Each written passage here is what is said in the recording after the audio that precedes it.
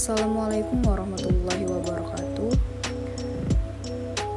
Salam sejahtera bagi kita semua.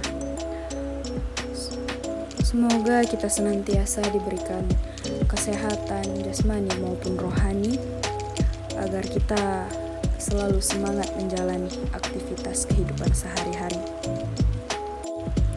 Baiklah, di sini saya Siti Nurwakidah, guru dari SDN 004 Tembilahan Kota. Saya akan menjelaskan mengenai materi mengapa kurikulum perlu dirubah.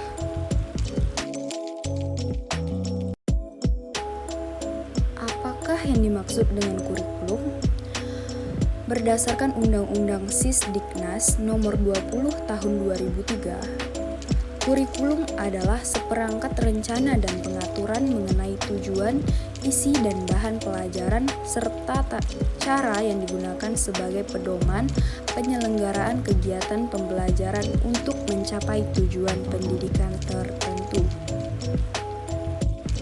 Berbicara mengenai kurikulum, di Indonesia sendiri telah terjadi beberapa kali perubahan mengenai kurikulum, yang mana pada awalnya Indonesia menggunakan KTSP 2006, lalu kemudian berubah menjadi kurikulum 2013, dan sekarang berubah lagi menjadi Merdeka Belajar, yang mana masih akan diproses dan dikembangkan bagi pendidikan Indonesia agar lebih maju dan lebih berkembang.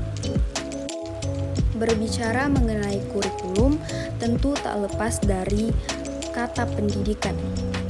Nah, apa sih yang dimaksud dengan pendidikan?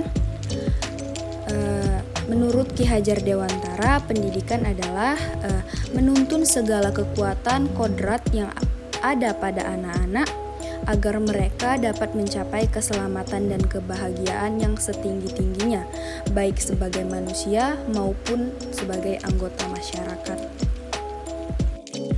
Indonesia berganti kurikulum bukan hanya sekedar melakukan pergantian, tetapi ada beberapa alasan di balik pergantian kurikulum tersebut, yaitu pergantian ini dilakukan untuk mengefisiensikan kegiatan pembelajaran baik siswa maupun tenaga pengajar, di mana kebijakan pergantian kurikulum ini juga melalui berbagai penelitian dan rancangan yang dibuat oleh pihak terkait, yang mana hal ini telah disesuaikan dengan adanya perkembangan ilmu pengetahuan serta perkembangan teknologi informasi yang semakin lama semakin canggih dan berkembang. Ada beberapa hal yang harus dipertimbangkan dalam merancang kurikulum. Yang pertama, kebutuhan. Yang kedua, pengalaman. Yang ketiga, pendapat. Yang keempat, kepentingan murid atau kepentingan peserta didik. Yang kelima, hasil belajar. Seperti kita ketahui bahwa kurikulum sendiri sangat mempengaruhi semangat belajar para peserta didik. Oleh karena itu, dengan adanya pembaharuan kurikulum ini, seharusnya bisa membuat para peserta didik lebih semangat dan lebih giat dalam belajar. Oleh karena itu, diharapkan rancangan kurikulum ini dapat menimbulkan atau dapat membuat inovasi-inovasi atau kreasi-kreasi baru yang lebih kreatif agar peserta didik tidak bosan dan tidak mudah menyerah dalam belajar, agar peserta didik lebih giat dan lebih semangat dalam belajar. Kenapa sih kurikulum itu harus dirubah? Yang pertama, agar relevan dengan perkembangan zaman. Yang kedua, agar dapat memenuhi kebutuhan belajar siswa. Yang ketiga, agar dapat menyiapkan generasi masa depan yang visioner. Adapun visi dan misi pendidikan Indonesia. Yang pertama, visi. Kementerian Pendidikan, Kebudayaan, Riset, dan Teknologi mendukung visi dan misi Presiden untuk mewujudkan Indonesia maju yang berdaulat, mandiri, dan berkepribadian melalui terciptanya pelajar Pancasila yang bernalar kritis, kreatif, mandiri, beriman, bertakwa kepada Tuhan Yang Maha Esa, dan berakhlak mulia, bergotong royong, dan berkebinekaan global. Adapun profil dari pelajar Pancasila yang mana Menteri Nadiem Makarim inginkan pelajar Indonesia dapat memenuhi kriteria dari profil pelajar Pancasila itu sendiri. Yang pertama beriman, yang kedua bertakwa kepada Tuhan Yang Maha Esa dan berakhlak mulia, yang ketiga mandiri, yang keempat bergotong royong, yang kelima berkebinekaan global, dan yang terakhir bernalar kritis dan kreatif. Selanjutnya mengenai kurikulum Merdeka Belajar.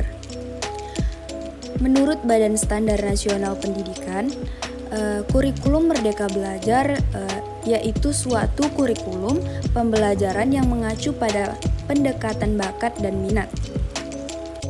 Jadi pada kurikulum ini, para pelajar dapat mengekspresikan diri mereka sendiri, di mana hobi mereka dan di mana minat mereka. Nah, untuk mewujudkan visi pendidikan Indonesia sendiri, ada dua kebijakan yang harus dipenuhi. Yang pertama, pendidikannya harus berkualitas. Untuk memastikan peserta didik mengalami kemajuan belajar sehingga lebih kompeten dan berkarakter. Selanjutnya, pendidikan bagi seluruh rakyat Indonesia. Yang mana visi dari Indonesia ini memastikan bahwa seluruh rakyat Indonesia dapat menempuh pendidikan dan memastikan bahwa masyarakat-masyarakat yang tinggal di pelosok pun dapat akses pendidikan yang berkualitas, di mana hal ini kemungkinan dapat memajukan pendidikan Indonesia secara menyeluruh. Baiklah, sekian materi dari saya. Semoga bisa dipahami dan dimengerti. Lebih dan kurang mohon maaf apabila ada kesalahan dalam pengucapan kata atau penulisan kata. Mohon dimaafkan.